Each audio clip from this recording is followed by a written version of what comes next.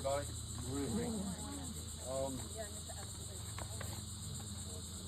you start crying, it's going to distract me. I may cry before I get down.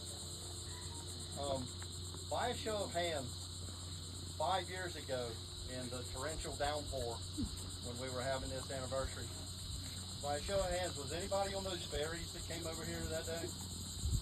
So there's just a handful. Well, 5 years ago when we did this, I came in my personal boat and had two of my sons with me. And they were teenagers at the time. And we sit out here in a torrential downpour. And I don't know why, other than I felt like this is where I was supposed to be. And I looked, and the two ferries were coming from the island. And I was so relieved to know that other people would share in my misery.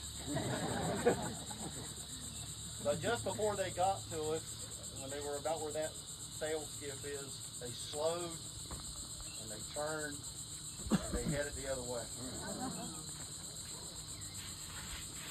But I felt like I couldn't have come this far and been that moment not to do something.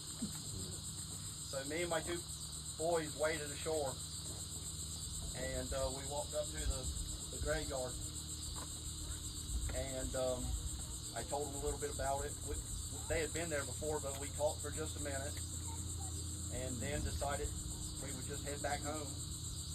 And I had a feeling that, because there was almost a sense of reverence up there under that canopy of trees, and I felt like the least I could do was offer a prayer for our ancestors. And so I did. And I wish that what I said was recorded somehow.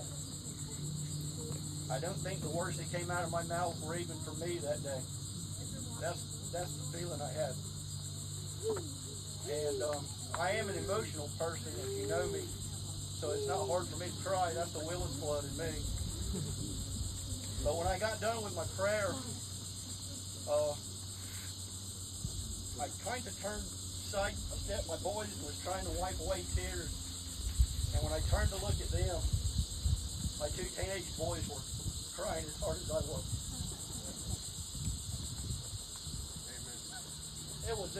It was a very, very good experience for me.